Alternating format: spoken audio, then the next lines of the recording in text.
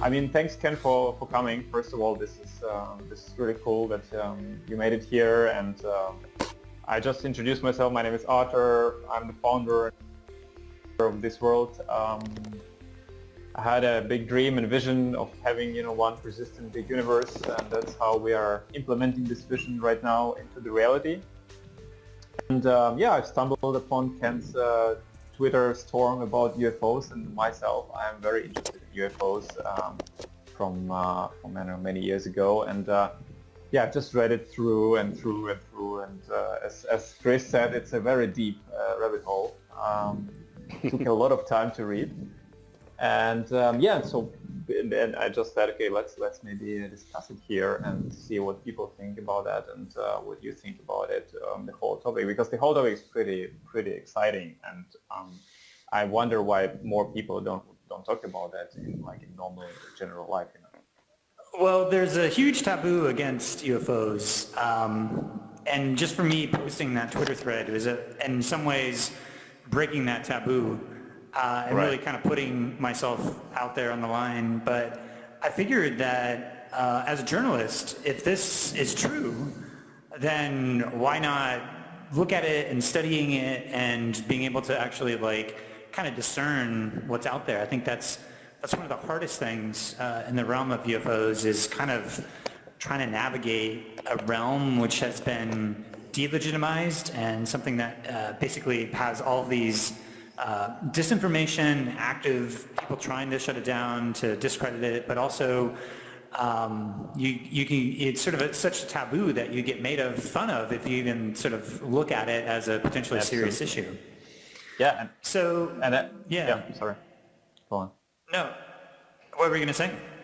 I just want to say that, I mean, for me, when I look at UFOs, I kind of divide it into two mainstreams. One stream is, sightings of UFOs and actual proof of the existence of the flying objects and different aspects, and the other is just simple history. Like you have things in our world which were built in the past which we cannot explain at all, and they don't make sense. Or the history books, which whatever is written there just doesn't make sense if I apply normal common sense to that. And this is another big aspect for me of not maybe UFOs directly, but something which we cannot explain, which comes from the history, and I would rather know what it is and how we built that, or how we made that. Yeah, I think there's the whole Ancient Alien thread that is a whole TV series that is really looking at these alternative histories. For me personally, I'm very much more interested in the more empirical evidence and sightings that have come within the last century or so. There's a lot of people have also looked at sort of ancient sightings. I think sightings have been going back from a long time. I've actually done probably about 30 or 40 interviews with people at UFO conferences as well, on a sort of a much more lesser known podcast that I have called Esoteric Voices. And the question that I would ask them is, who are we and why are we here? Because if there are these other aliens that are out there in other civilizations, then it kind of puts the humanity and the Earth into the context of this cosmic, context, which is well, what's unique about Earth? What's unique about this Right. land? And why would UFOs possibly be coming here? So I would just to give a little bit more context as to how I got interested in studying it for myself. As a kid, I wouldn't say study, I'd say it's a hobby. It's like a vast curiosity that I dive down rabbit holes every now and again. In fact, the Twitter thread that I did was sort of a summary of all the rabbit holes that I've gone down. Well, actually, there's even more rabbit holes I've gone down, but those are the most sort of authoritative sources that I've found, at least. And the X-Files is a show that really kind of popularizes UFOs and this conspiracy Right. around it. And but there's also actually been like people like Stephen Greer in 2001 in May. He came out and he put forth he did like 500 interviews with different former military eyewitnesses, and he put 100 of those written transcripts and summaries of those into a document called the Disclosure Project. And he went in front of the National Press Club and he gave a whole I guess press conference with all of these people who were from the military. And the gold standard for a UFO sighting has been military officials with radars being tracked on radar, and for the FAA, and being able to have like a fighter pilot be able to actually verify that because they're trained to do these observations. Yep. So that is kind of the highest level, and that's what Stephen Greer had aggregated. And that's kind of what this latest, in December of 2017, there was this pilot that came out, and Two Stars Academy and Tom DeLonge, they basically got into the New York Times, which is sort of amazing. There's 3 journalists. One of them is Leslie Kane. She is a UFO journalist. She's written a book about doing all these interviews with high-level people who were like in the military, and I've had these sightings. And she covered it. Like Tom DeLonge did this whole press conference in October, and I watched it maybe a couple of weeks after it happened. And nothing really came of it, and I was like, okay, there's just like not a big deal. But then when it got reported by New York Times, I was like, oh my God, everything he's been saying is coming true. Like, is this a disclosure process that's happening? And I think we haven't seen any major news stories since December in terms of really pushing the story forward. Right. It was basically like the New York Times coming back and saying, yes, there was this program in the Pentagon. They were sort of investigating these anomalous threats that was called ATIP, Advanced Aerial Threat Identification Program. Mm-hmm. And that was the code name that is later actually called AAWS. It's like the Advanced Aerial Weapons System. And that name, that they were trying to get data on this and try to figure out what was actually going on. Since that time, Hal Puthoff is somebody who's been involved with trying to figure out the physics of UFOs. He gave a talk about a month ago or so, I guess, where he basically went through the history as to some of the latest, like why this had come about. And basically what he was saying was that this is an issue that's so compartmentalized within the government that like people who are actually working on it can't talk to each other about it. And it's kind of came into this stalemate. And so it's not a topic that if you're in the military, that if you take an interest in, it basically is a career limiting move, is what he called it, which means that like if you actually try to investigate it, it would actively prevent you from advancing in your career. So that's true for people in the military, and I think it's also true for people within the media, that if you take this subject seriously, you have the chance of kind of either getting fired or ridiculed or losing your job or losing your income. So you have this taboo that has been out there, but yet since the New York Times reported on it, it kind of opened up the floodgates of people to really start to really actually think about it. And it wasn't until that happened that I said, okay, now this is at a level that since this has been reported on the New York Times, let's go through and try to actually put together as much of the evidence that I've looked at.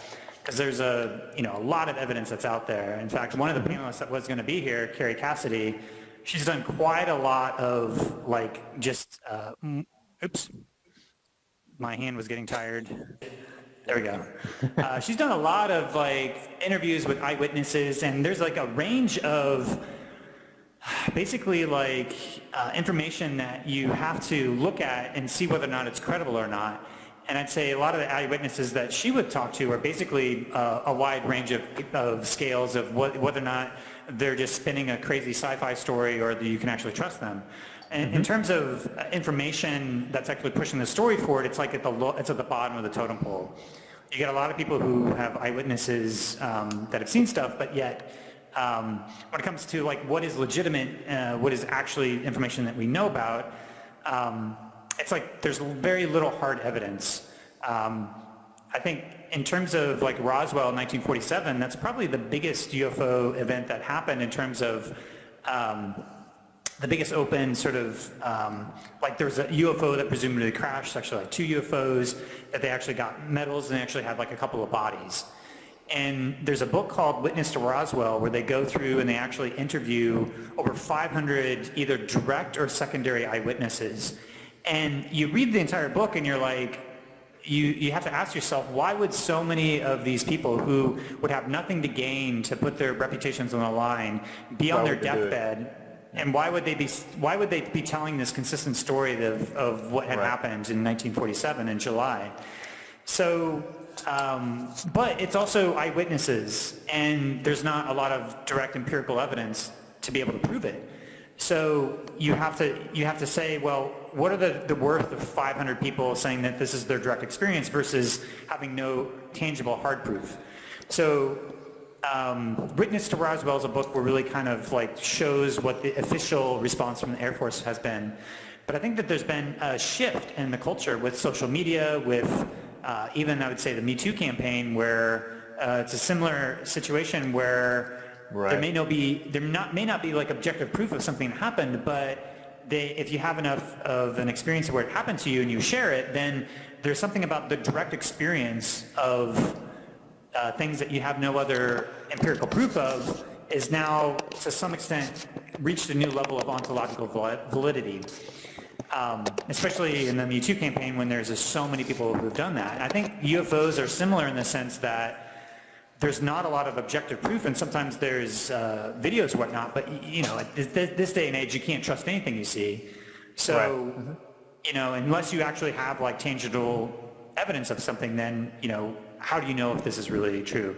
So a couple of things that had come out also in this To the Stars Academy, Hal Puthoff in this conference at Las Vegas had these metamaterials, and he was saying that like these materials were magnesium and bismuth that were fused together in a way that they hadn't been able to replicate when they first found him. And I think since then they've been able to find a process by which they can actually fuse things together.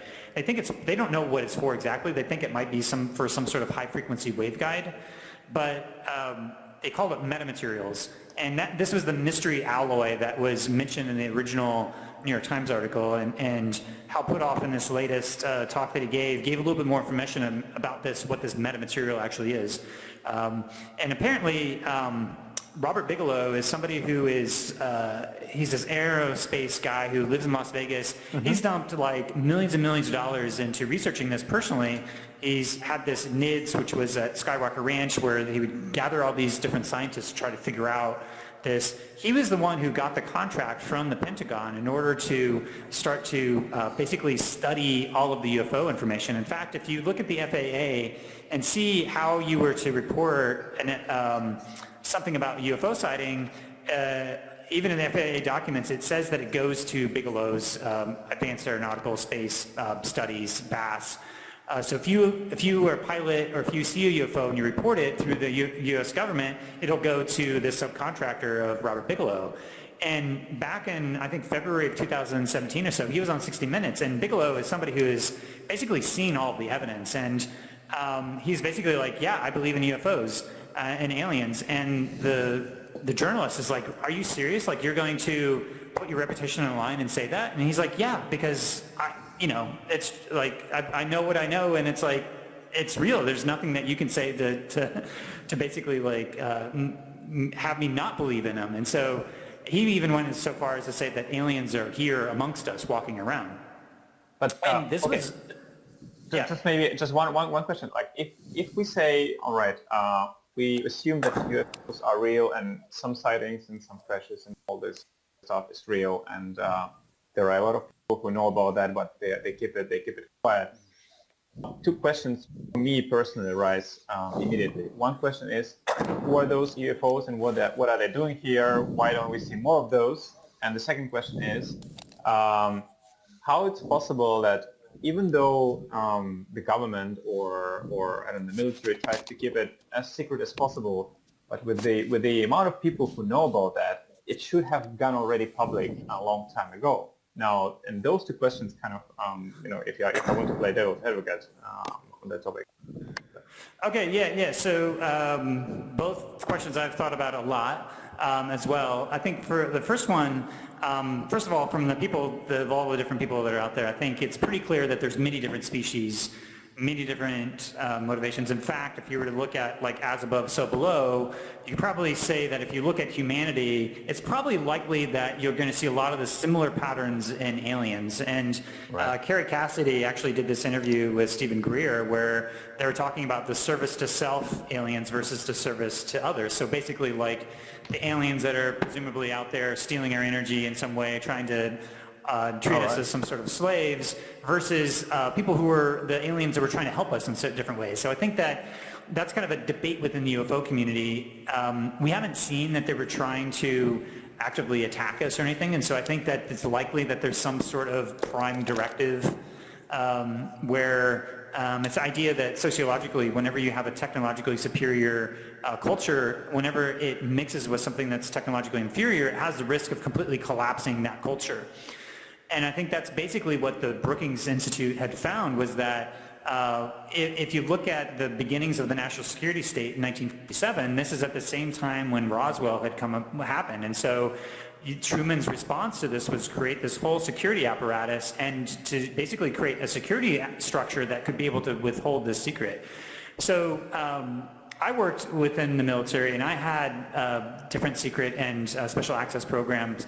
And just as an example, my boss didn't have the same clearance as I had, so my boss could never just drop by and see what I was working on. So what Stephen Greer says is that there's these unacknowledged special access programs, USAPs. They're basically the black version of compartmentalization that happens within the security structure of the national security state. So anytime you have, so what they would do is they would basically chop up a problem into many different component parts and split it up so that, and I've actually had this direct experience where I was working on stuff that I didn't know the full context of for what it was actually going to be used for. Interesting. Okay.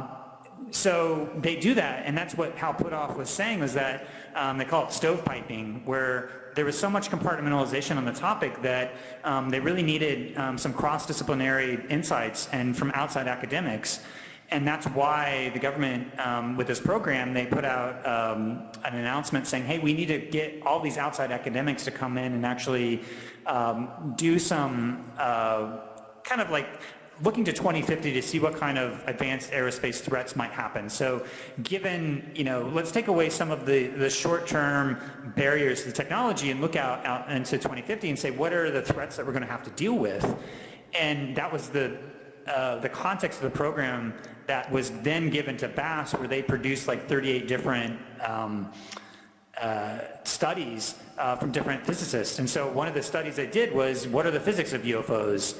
And what one of the papers that Hal Puthoff and Eric Davis put out was that everything that is being seen within the physics of UFOs was within the construct of general relativity.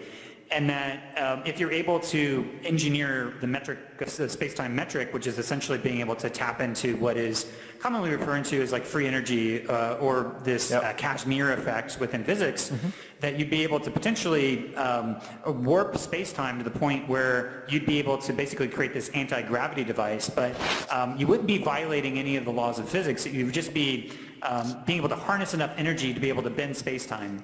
And that you're able to do like faster than light travel, but velocity is always relative to what you're looking at. So in an outside frame, you may be seeing something that may be going faster than light, but within the context of the local space around it, you're not violating the speed of light.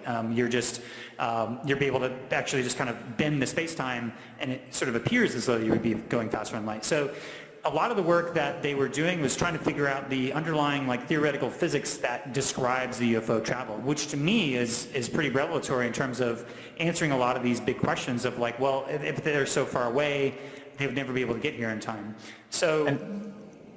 But one other thing that I just want to say about, what may be motivating them, 2 or 3 different things that I've seen seems to be pretty consistent. So the first one is that there seems to be a correlation between nuclear activity on the Earth and UFO sightings.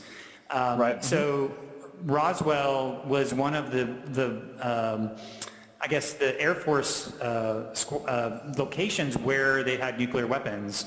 Also, there was a missile silo incidents where UFOs would go over and basically deactivate the nuclear missiles that were there. So, and there's been some eyewitness testimony from Stephen Greer's project where they were talking about us trying to send out nuclear weapons out in space, and that there was some sort of like alien intervention to basically prevent that from happening in different ways. So there's some type of impact of the blowing up of a nuclear weapon that disrupts the space-time to the point that could potentially be felt across the universe, is the way that I think about it. And once we started to make these bombs, then it was basically like, wow, these Earthlings are not, you know, there could be a couple of things. One is that they're going to destroy themselves. The other is that they're going to destroy us if they're able to figure out this, you know, this technological roadmap. They don't want, you know, nuclear weapons being brought to them. So there's a bit of this, both of the looking at the nuclear weapons, but also a lot of people that been saying that there's been some sort of potential alien interest in our DNA, and just kind of like monitoring the diversity of the life that's here on Earth, and also just seeing like the ecological disasters that we're bringing about, but also how that's changing our DNA.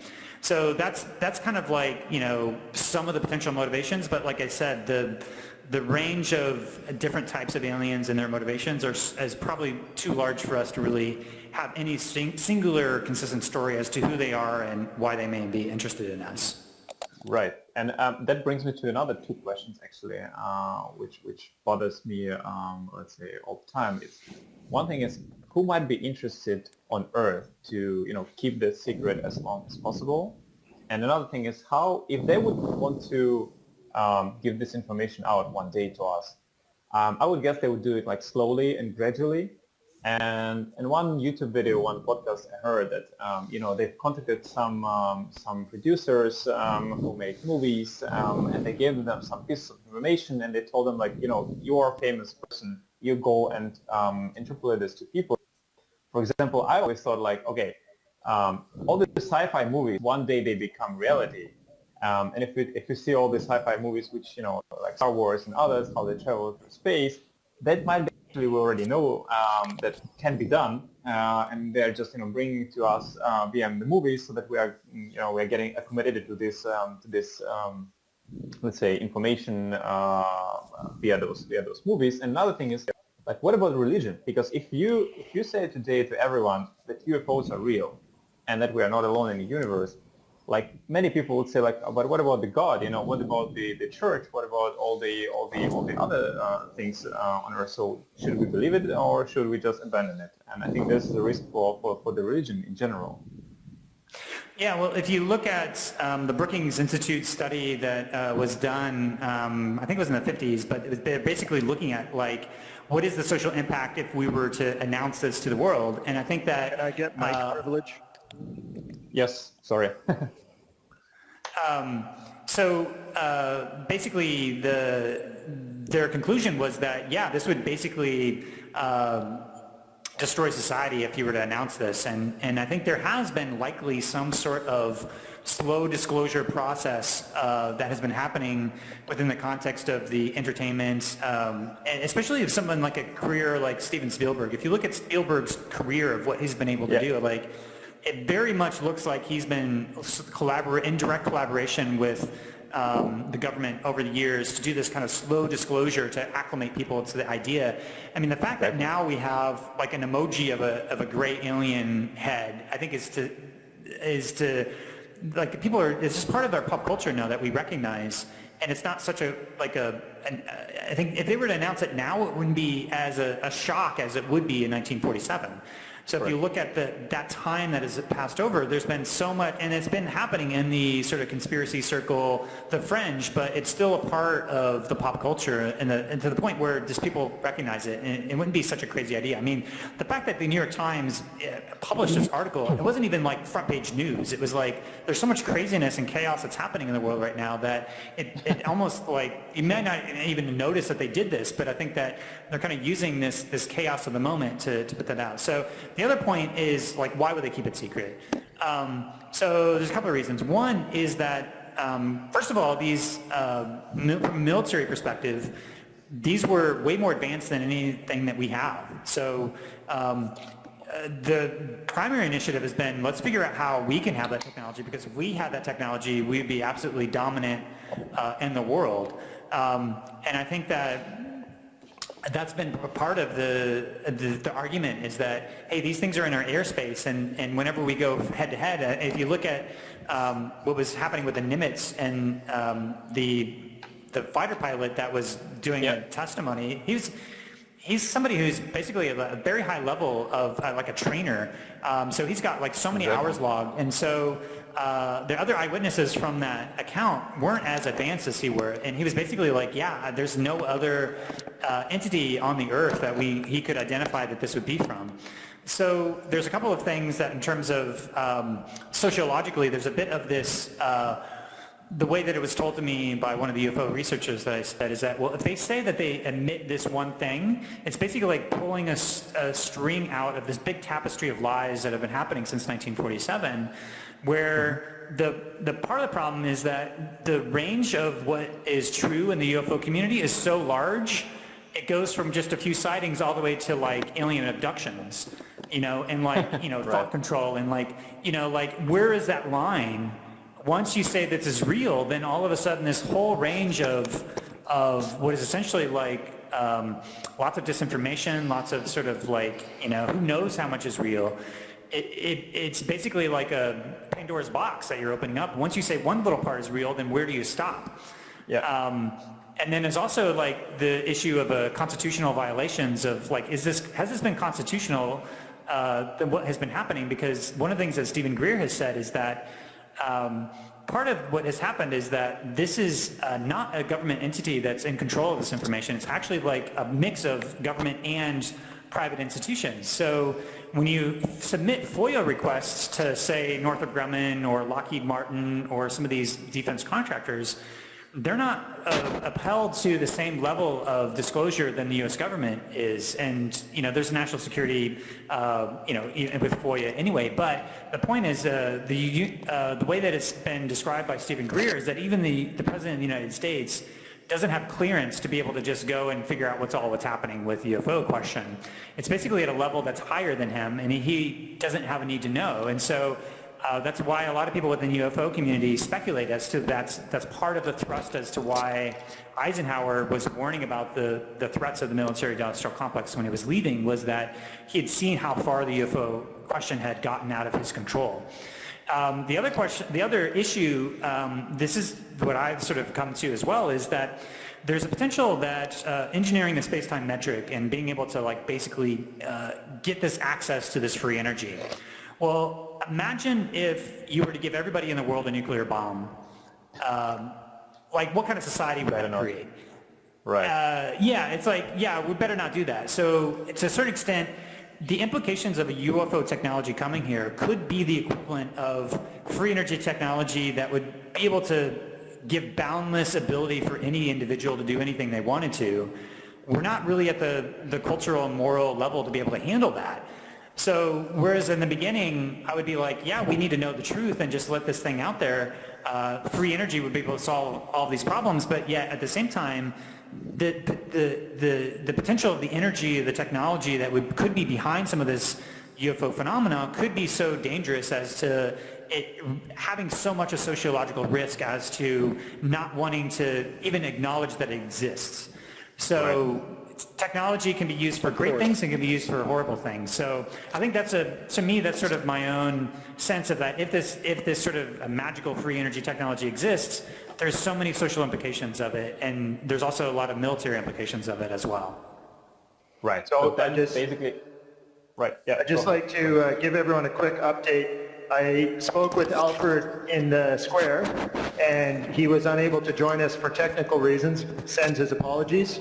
And I did ask him a few questions in regard to disclosure, and he is of the opinion that there are factions within ETs or potentially human society that are actively opposing disclosure and using various means, some of them violent, to disrupt UFO events and UFO disclosure project. Kent, I'm wondering if you have any information on that. Well, I think that just in listening to a lot of the people within the VR community, or within the UFO community, sorry. Maybe both. There has been a lot of speculation that there has been these two factions of people who want to push for disclosure and those who want to protect it, and that there seems to be these different disclosure events that happen, like these soft disclosure events, where it's not like Donald Trump is coming out and saying UFO exists, and even if that happened today, I don't think anybody would really believe him. But the point being, like, what is the process by which the government is releasing this information? A lot of it has been through these different documentaries or through, who knows, like Tom DeLonge and Blink-182, if you read through this Twitter thread that I did, it's really kind of a crazy story because you basically have this rock star who's a UFO nut who starts to basically do all these interviews with people. He gets a little close to the truth, and he has an idea where he's like, hey, let's get this information out there. And for some reason or another, whatever this dialectic is between the people who say you should suppress it and you should use it, it's now on, like, these group of people who are on the inside have decided to leave their government positions, whether it's from Lockheed Skunk Works, whether it's from the Pentagon, whether it's people like Hal Puthoff, who's basically a contractor for advanced aerospace issues. They're all kind of either advising or working with this rock star to be able to do a number of things. One is to do these media events like they did with the New York Times, but also produce these evidence and these videos. Like, these videos were from these airplanes that were from this event from the Nimitz, was from these, I think, F-15 fighter jets with the FLIR camera.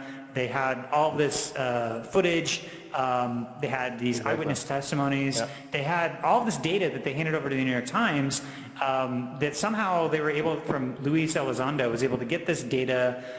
He was in charge of this program of looking at it for the Pentagon. Somehow they were able to declassify it. I think it was because they needed to give it to some of these subcontractors that were working with BASS for them to be able to look at it. But for some process along the way, they never reclassified it, or it's a little bit unclear as to exactly the process by which that these videos were getting into the hands of To the Stars Academy. Because people were having a little trouble doing FOIA requests. Part of it was because ATIP wasn't the exact name; it was actually a different name. And so when they submitted the FOIA request, there was no responses. But anyway, there's this data and evidence that they had, and there's this group of people that used to be on the inside are now on this public benefit corporation. They're trying to do everything they can to do interviews, make documentaries. They're going to be doing books. So doing media appearances. So Tom DeLonge is in this position where he's betting that, like, this entertainment products that he's going to be able to make is going to be able to tell this story. And but the thing is that he's got these insiders that are, when you look at it from the outside, it's like, yeah, this is a disclosure event.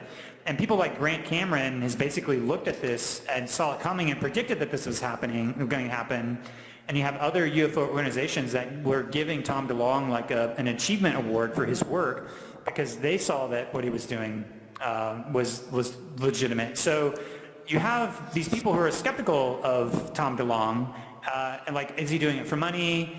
What's the catch? Right. And they're trying to either discredit him or his organization, but at the end of the day, they're able to get this reported in the New York Times, and we'll wait and see what else they have to be able to present as evidence. But they basically legitimize the topic for us to be able to really be talking about this topic here. Right. And maybe what? I'm sorry. Sorry. One more question I have is, how do you think intergovernmental political events in the world, like between governments, like, I don't know, US and North Korea and Russia, US and China, how do you think UFO affects that flow of relationship? And whether there's something going on, because, like, for example, to me, and complete novice in the political thing is, I was amazed how quickly North Korea went from we'll see whether it will stand, but let's assume they will denuclearize. How quickly they went from being a threat to the whole world, as we've been said, to a complete friend, let's say, and denuclearize, and whether do you think there is an agenda behind all that, or you think it's just a matter of a good goodwill from both presidents? Once it gets at that level, I think anybody in the world who is trying to give any sort of insight as to what's happening there's no data there to be able to really know. The best that I could say is that there have been different initiatives in different countries to be able to do either their own release of the UFO files, and there's been different countries that have released that to a certain extent. One of the things that Hal Puthoff has said, the UK, Chile, a lot of Portugal, there's been, the big thing in the UFO community was when there was a FOIA request and the UFO researchers were able to put a bunch of FOIA requests to get documentation of some of this. And so there's been a lot of the information that we know about the history of UFOs that have come through this small window of opportunity of the Freedom of Information Act, where they were just releasing a lot of this information to whoever was asking for it. And so you can go through like Richard Dolan's national security states. He's basically aggregated a lot of these documents from the military where they're showing like, okay, this is what we know around, these is a real phenomena, the military has definitely been interested in this, here's all the documentation and all the data.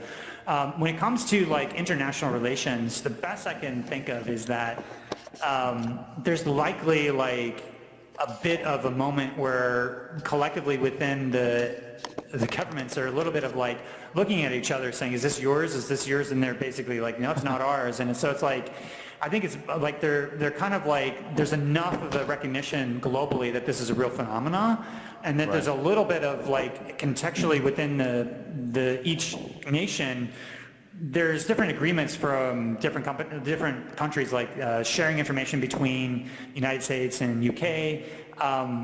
And one of the things that Grant Cameron has pulled out is this documentation of this guy from Canada that came down to the United States, who was basically in charge of getting information about the UFO issue. And he came back to Canada and said the UFO issue is real, and it's classified higher than the level of the H-bomb. So that just was showing that, like, in a declassified document from Canada, they're saying that this is a real phenomenon, but also so deeply classified that it's like more important than the nuclear weapons and hydrogen bombs. So basically what that's saying is that it's a military issue that each country sees it as like, if they get access to some of the technology, then they could have some sort of military superiority in some ways. But aside from that, so I think that's part of why Luis Elizondo, other people, they're basically like, what they're saying is that, you know, these didn't seem to be like they were threatening us, like they were having fighter jets fly after it, but the real thing that they were worried about is what if China got this, what if Russia got this, then that's when the issue of it being a threat started to be like, okay, now let's actually put money into this. So that's a little bit of what the argument of what people like Kara Reed from Las Vegas, who gave a lot of the funding to do some of this recent studies, was that, hey, this could be a threat. We don't know what these things are, but it's worth at least investigating. And so that's been a little bit of what Harry Reid has been saying, is that we need to check this thing out, even if we don't know what it is. It's at least worth knowing so that our enemies in the world don't get a hold of it. Right. And maybe before we give a chance to ask questions from the audience, just maybe last question. When you say, you know, we try to make sure that, you know, Russia doesn't get it, or China or others, do you think they have less information and less, I don't know, advanced technology from UFOs than US does, or do you think it's evenly distributed among big countries and big nations? I can't grab the microphone anymore. I don't know what to... Okay, just a second. I'll give you the permissions one more time. One more time. One more time, exactly. The music is coming. Come on Saturday to our disco. I don't have any more information around what's happening in any other countries, really, to be honest. That's what I would say, is I just don't know. I mean, there's people that are out there, like if some of our panelists were here, they might have a little bit more insight, but I don't know. I've just been kind of tracking what's happening here in the United States, to be honest. Oh, can you grab the mic? You can't, right? Interesting. Yeah. Can't either here. You can hear us well, right? I guess. Mm-hmm. So right. But yes. So okay, we don't know actually what is. But yeah, I'm happy to take any other questions from people here in the audience. Kent, can you Yes. do a little talk or a little whatever you know about the Dark Knight? This what appears to be an alien satellite that's been up there for whatever 50 years around the Earth. I don't know anything about that. It's a This fascinating. is an interesting topic. Yeah, it's a fascinating topic. Yeah. Yeah, it's a very fascinating subject. There's NASA footage, NASA pictures. It's there. There's something in space orbiting the Earth. It does not appear to be of human origin. You can see it on a telescope. People have been looking at this thing for I think about 40 years, and Oh, wow. and no one talks about it. It's right there. Yeah, I haven't heard anything about that. Where send you a do you link. get your information? Where do you get information about this?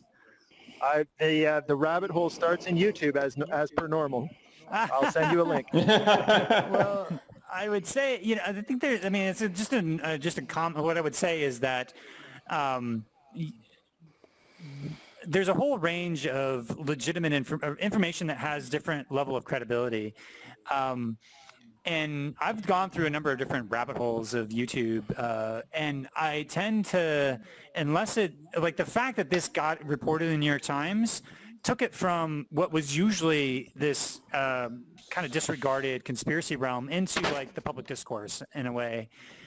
And I think if anything, things like this, unless it's reported by legitimate organizations, let's say like astronomers, like how many astronomers have been able to report it, or how many people who are from Harvard University or people from legitimate sort of institutions, there is a legitimate like taboo of like things that people just don't talk about. But I don't think it's credible that if this did exist, that it would be a conspiracy to have everybody in academia not talk about it. I think the UFO issue is different in the sense that there's more of a, there's been enough sightings of UFOs that are out there and enough sort of anomalous sightings, but that if you look even at the statistics, there's about anywhere from 70 to 80% of them are explainable in some way.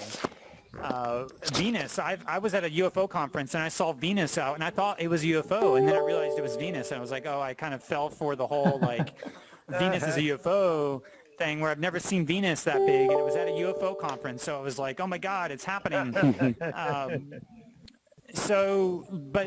that happens to a lot of people where they see Venus in a way, because Venus is a evening star and morning star. Sometimes you're not expecting it. It looks like it's a UFO there. Chill out. And so, but there's been about 5 to 20% of those sightings that have been looked into that are unexplained, and I think that's the level at which a lot of this UFO question sits, is in that like there's 80% of stuff that is totally explainable, and then 20 to 5% that isn't. And even in the Project Blue Book and all these different, the history of these different sightings, that there's only a small percentage of that kind of meet that level of quality that's really worth looking at. And I think the part of the reason why these military sightings are so interesting and important is because you have people who are trained observers, they're military pilots, they have radar tracings both from their the long-range UFO like radars, but also on their like airplanes, but also like infrared imaging. So you have like multiple levels of sensing of this event, and those get all added together. And that's part of the reason why something like these military observations of these things are they're kind of like the gold standard of the phenomena. So that's what I would say, is that there's a lot of stuff that's out there. There's a lot of these conspiracy theories. I mean, flat Earth is a sort of there's a whole rabbit hole that if you only got your information from the flat Earth YouTube videos, they kind of recycle their information. There's not any falsifiability. It's just sort of like, they're taking, it's like conspiracy theory all the way down. They see one video and it sort of adds it all together. So I'm hesitant to sort of take a YouTube video as an authoritative source, I guess is what I'm saying. All right. Maybe two last questions from my side. One thing is, which YouTube channels do you watch, or what sources do you use to get some UFO news? Because I mean, there's so many things from like complete garbage to really good websites and YouTube channels. And maybe the last question will be rather interesting. What is the how do you see VR actually play into the human society / UFO, and maybe discovering ourselves one more time when the VR advances more and more? How do you see that play into this narrative, whether at all? Maybe you think it's not. Well, in terms of the getting information, if you look through my thread of the Twitter thread, I sort of link off to different people who are kind of tracking it to different degrees. I end up, following some people on Twitter that I kind of check in with every now and again. It sort of pops. I don't track it every day. It's not something that it's not like my beat. But I'll see something that happens, and then like Leslie Kane, for example, was one of the journalists of the New York Times. George Knapp.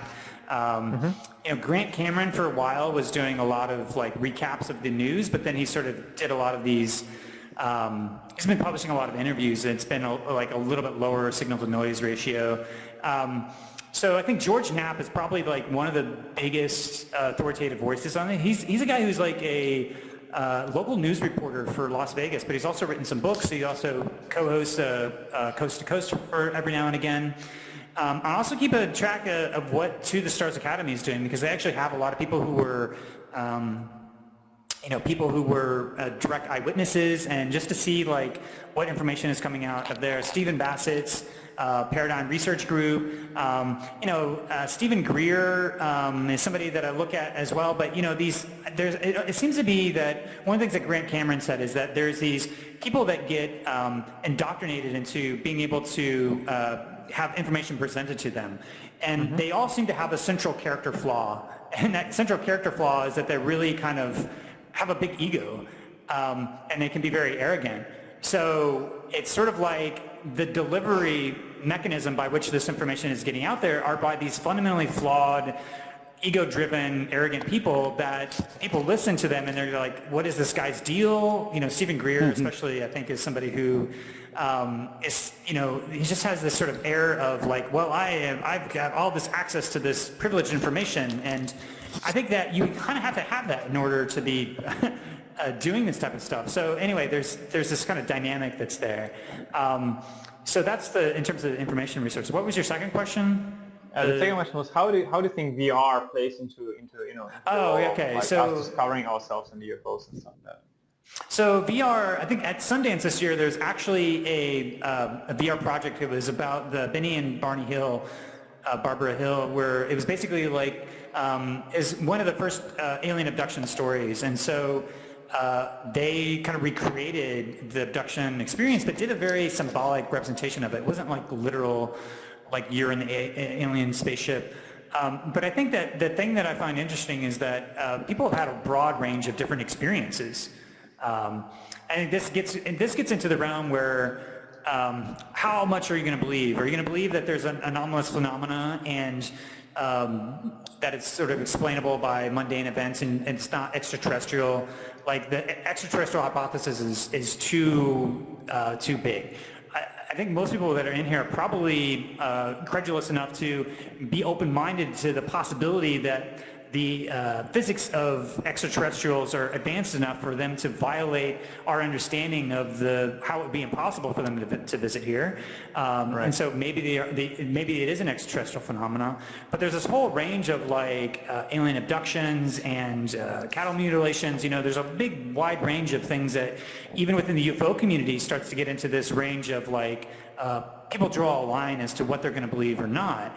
And so, but I think that people have either had a sighting of UFO, or maybe they've had some sort of either channeling experience or download, or they've been abducted in some ways. So VR could start to share that experience in a way, and if everybody's independently creating and sharing their own experiences, maybe we'll start to see this maybe it'll take something that is purely subjective and phenomenological and experiential, maybe it'll add it into some sort of level of direct empirical verification in some way. Maybe we'll start to see these different patterns.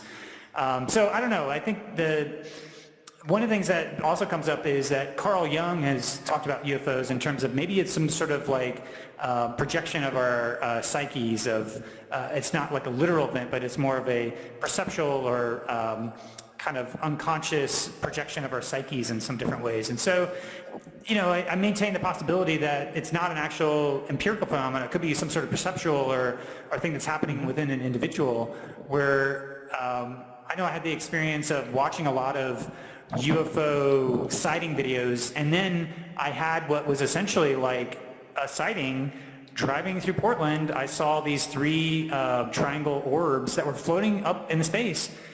And the thing is, somebody took a picture of it and posted it online, and so it was like, I didn't just see that, someone else saw it as well. But how many people were driving down the highway with these glowing orbs right there, and they didn't even look up and notice it or they didn't have a mental model to even understand it.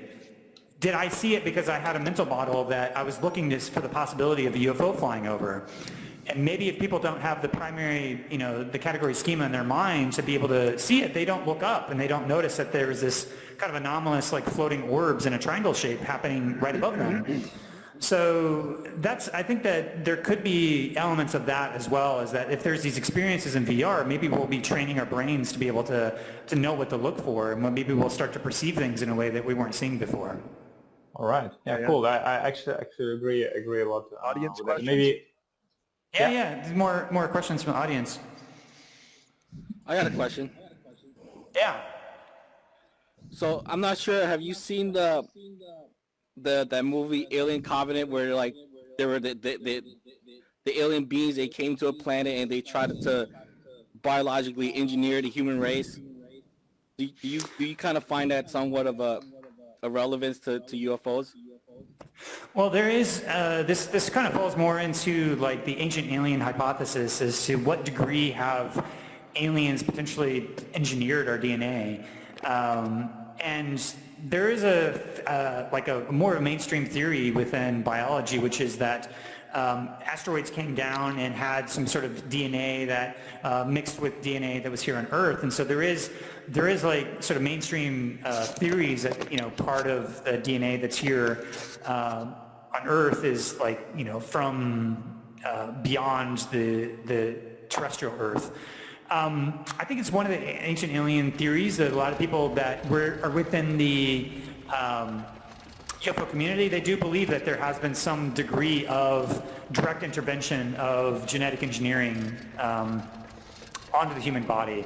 And I think that's sort of one of the things that comes up a lot in like listening to different people, but at the same time, this starts to get into the realm of not being able to really, it's a hypothesis that can't really be falsified. So it's not something that I think I consider it as a possibility, but I don't have any proof for it. And I don't know. I mean, I think I could see either way. Like, if you look, there's people that have done books about different sightings that have happened over many thousands of years. Even in the Bible, there's like in Ezekiel, there's like these depictions of, if you read it, they're like, yeah, that kind of sounds like a UFO sighting. And some of the other people that I've talked to from UFO conferences, they say that the part of the reason of the visitations and potentially an explanation for the things like the cattle mutilations or the abductions is that there's an incentive to try to check in our DNA to see how we're doing. Just to see the degree to which we're changing the environment, the ecology, what's the impact on the humans. And so it was also told to me that by Dolores Cannon, she's done a lot of like sort of past life regression, and she'll treat it as like an oracle and ask all sorts of questions. But that when I ask, one of the questions to ask people who are into UFOs is like, well, who are we and why are we here? If humans are in the context of this cosmic family of entities, then what is our role? Why are we so important? And some people have told me that the Earth is kind of like one of the most biodiverse planets in the universe. Right. Now, there's no way that I could prove that or if that is true or not, but it's kind of nice to think that, well, if if Earth is in this cosmic family of other entities that are out there, then there could be a concern by aliens that if we have all this biodiversity that we're completely destroying, that maybe they're interested in that in some ways, and they want to, either help preserve that or something. But beyond that, I don't know. I mean, I think it's one of the, in terms of the motivations of who they might be and why are they here, it's one of the potential hypotheses as to why they might be interested in us. All right. Hey, Kent, could you do a quick sort of rundown on the secret space program? This is quite a pretty strong meme in the UFO community. Yeah, I mean, I think that there's been a lot of people that have looked at, like, there's been stuff that we know that we've gone to the moon with Apollo 11, or all the different Apollo missions. Is there some sort of secretive space program? I don't know. I mean, there's been documentaries like the Room 237, which has gone into like Stanley Kubrick helping to fix some of the visuals of the moon landing, and that, like, and in return for that, he got the sweetheart deal to be able to do whatever he wanted forever in the movie industry and be able to take, like, there's a bit of an anomaly with Stanley Kubrick, which is how was he able to get the power to be able to do like 1,000 takes on every shot that he wanted? There's a certain amount of, like, did he have some sort of collaboration with the government to be able to get that sweetheart deal? I don't know. I mean, the other thing that I've heard proposed is that in terms of going, I think we did go to the moon, and I do think that we did it probably through mundane, all the technology that was there. There have been people who have said that there's been the secret space program, and that potentially if there was this kind of faking of the footage, or there's different anomalies that happen to the footage, maybe we went there, but we used technology that would be sort of back engineered from UFOs, and they wanted to hide the fact that we have this super advanced technology that we don't want people to know that we have. So Richard Dolan has actually written a book called After Disclosure, and in this book he hypothesizes that if, let's say that there was alien technology that has been back engineered through fiber optics and silicon and whatever, from 1947 on, there is an open question as to if there was this alien technology, how much has that alien technology been back engineered and then fed into our society to be able to fuel this kind of revolution in computers? So one of the things that you can look up in the Pillow Palace, it's a book about the NSA. I think in the 80s they were about 30 years ahead of like where the computing technology was in the consumer space. So if the NSA was 30 years ahead of where computing technology was in terms of speed of computing and whatnot, then what can they do now? Do they have quantum computers? And that line of sort of reasoning could be taken as far as like, well, if we do have these back engineering technologies, then do we have a civilization that could be considered a breakaway civilization? Like, is there technology that can actually go out vastly into the universe and come back and basically have the Star Trek technologies? And there's been people, like one of the former people from Lockheed Skunk Works who basically says, we have the technology to take ET home. On his deathbed, he said this quote where he's basically like, yeah, we have interstellar space travel already. So there's a lot of, there's like YouTube videos with people who have claimed that they've been a part of this secret space program, that there's been teleportation that can take people to Mars. The only thing I can say is that some of these people that have been saying that, they did get some access to some of these research papers that Bass was doing in terms of the physics of UFOs and whatnot. They're one of the guys who's been interviewed by David Wilcock talking a lot about the secret space program. He was giving a little bit of the his direct account of these stories. I find them like, I haven't seen a lot of hard empirical evidence. So there's basically these people spinning these stories. Anytime you have like information that change your paradigm, you have to have a certain level of evidence that's going to allow you to basically say, yeah, this is anomalous information, and there's enough evidence for me to change my paradigm. with something like the secret space program, there's been a lot of people who've been spinning a lot of crazy stories, trying to take what they perceive as anomalies and trying to backfill those anomalies with these vast sort of stories that I think have a variety of different levels of credibility. I don't personally give a lot of the secret space program stories a lot of my energy or time or attention, just because I think they're so crazy and out there that I don't know, it seems, you can have an open mind, but it's also like, where do you draw the line in terms of the crazy stories you're willing to listen to and believe? And that to me is just one that I haven't seen enough compelling evidence. I consider it as a possibility, but I think it's probably a low probability that it's actually happened. All right. If anyone has any more questions? Yes. Yeah, please. Dylan there. Yeah. So something that makes me very skeptical about UFOs, especially the hypothesis UFOs and extraterrestrial activity, is the Occam's razor explanation. Like, no one talks about what's the easiest explanation for these percentage of anomalies. So what do you think, Kent? Do you also miss what's the most simple explanation, which is probably the correct one? Well, for most sightings, Occam razor apply 80% of the time, but it's the 5% of the time that are unexplained and have been investigated that has made this a persistent issue for decades. And there is enough documentation from the government. If you read some of the books like Richard Dolan's National Security State, if you go to Richard Dolan has a top 10 documents that indicate that this is a real phenomena. They're declassified documents from the U.S. government that talk about this phenomena, and it's not an issue of whether or not it's true or not. It's more of like, what do we do about it? So if you look at the documents, if you actually look at documentation from the military, I think what you'll find is that this is a real phenomenon. We don't know what to make of it. And also, this was reported in the New York Times. So if this was just swamp gas, then it would have never made it to that level of New York Times.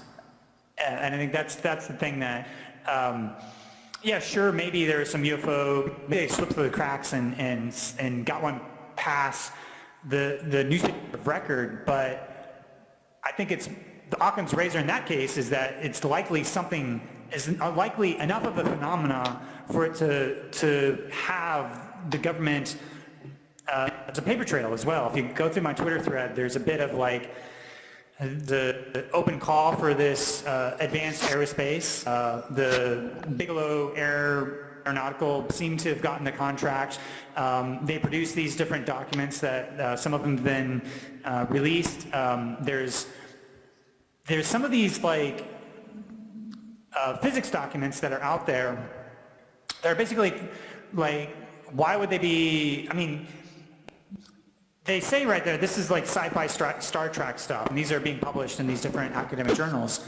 They're theoretically sound, but the motivation and the story behind it, the backstory is that, hey, we see these UFOs and we're trying to figure out the physics of why they work. And once you know that, and then you read it, then you're like, okay, that actually makes good sense. They're tasked by the US government to be able to look at for the threats for the next 50 years, then let's see what the physics equations say is theoretically possible. And that's something that's also new. One thing is what it's possible, the other thing is what's probable. Well, it is an improbable event, but it's also not impossible. It's not zero. The probability isn't zero.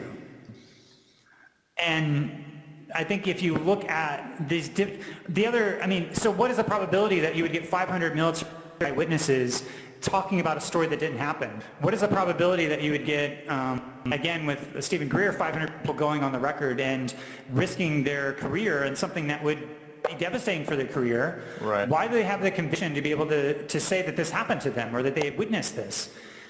I think that it's similar to like I compare it to the Me Too campaign, where obviously these issues are completely different, but women have been saying for millennia that they've been abused by men, and we haven't believed them. And I think that there's a whole group of military people who say we've had this experience, but they're willing to go out and put their reputations on the line and talk about it. To me, that is not rule at all. And I'm here putting my reputation on the line, in part because I've had my own direct experience of witnessing what I could only explain as like a UFO sort of anomalous phenomena. But more so, I've seen the evidence. I've looked at the evidence. I think if you look, you actually sort of dive into the evidence that's out there, there's enough eyewitness testimony, there's a huge lack of empirical evidence that's falsifiable.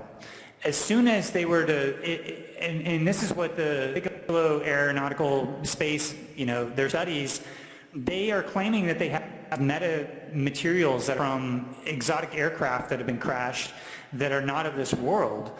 And what Hal put up as thing is that when they first discovered them, they weren't able to replicate it. And it's taken 10 years for them to be able to come up with a technology here on Earth to be able to actually replicate some of these artifacts that they found. Now, these artifacts have not been presented to the public. They have not been presented to independent verification.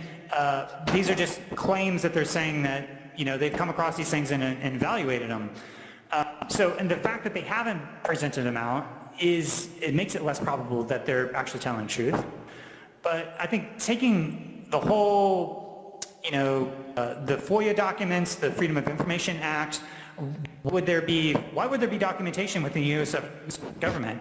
I mean, when this broke, the CIA tweeted out, almost like trolling people, about the documents, and it's kind of an ongoing conspiracy. And it's also if you study Thomas Kuhn's Structure of Scientific Revolutions, you'll see that there's a paradigm and that there's paradigm shifts. And in order for a paradigm shift to happen, you actually have to have enough empirical evidence that is supporting this anomalous alternative hypotheses that is leading to a new paradigm.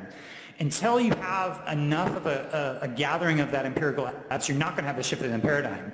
So we're basically in this middle ground where there's people who have had a direct experience or they've seen the data and they say this is real, and there's people who are in the paradigm that are basically saying that it's not real.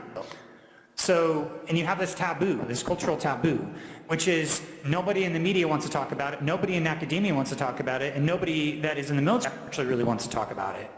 But everybody wants to hear about it. But anybody that really actually knows sees that if they do talk about it, there's a cultural taboo that's there. And the more that you study the national security state and as well as the compartmentalization that happens within defense contracting, I happen to work at a defense contractor and lived it myself, and I know enough that there's things that I don't even know about that I worked on. So there's ways that you can use the unacknowledged special access programs, the compartmentalization of the national security state, that is totally plausible for me that if this was a real phenomena, that there were institutions in place that would allow this to happen, and that, if anybody is saying, well, if this has happened, someone talked about it, well, yeah, but first of all, you could both lose your job or potentially lose your life if some of these national security secrets are so important. But also imagine it is true that there's these free energy technologies. If you talk about it, then there's this sort of, you start to pull on those threads that then how deep does it go? Is this technology as powerful as a nuclear weapon? Then you're basically, there's additional national security implications for you to even talk about it. You're basically saying, hey, there's this nuclear weapon technology that's available for anybody that has access to, just sort of go figure out how to use it. So I could totally see, from my perspective, looking at the full picture, why it would be probable that it does exist and that people don't talk about it. Awesome. All right. I guess last one question, and then we'll wrap it up. Anyone? No questions means that we did a good job. You did a good job, Ken. So fantastic. I guess, Sasha, you want to wrap it up? Of course. I can't grab my mic, but thank you to everyone who showed up. Thank you, Kent. Fantastic presentation. I really am apologetic for our technical issues in terms of getting the rest of the panelists here. Who knew that almost everyone in the UFO community runs exclusively Mac programs? That's an interesting finding, exactly. PC, so here we are. I think this has been a fantastic event. I've got a lot of video and Twitter stuff to post out. Kent, thank Yeah, you maybe again. from our side, we from Somnium Space we've broken our record. We had 19 people at one moment here, and thanks a lot, Ken, for coming up, for supporting us, Yeah. at least in this respect, and thanks a lot for all of you who've been here today. Yay! I hope you enjoyed it. Thank Hopefully you. we'll see each other one more time here in the near future. Perhaps we can try to do one selfie. If you gather all there, and you can stand with me here, we'll just try to make a selfie with everyone like that. Woohoo! Hey, fantastic! One more.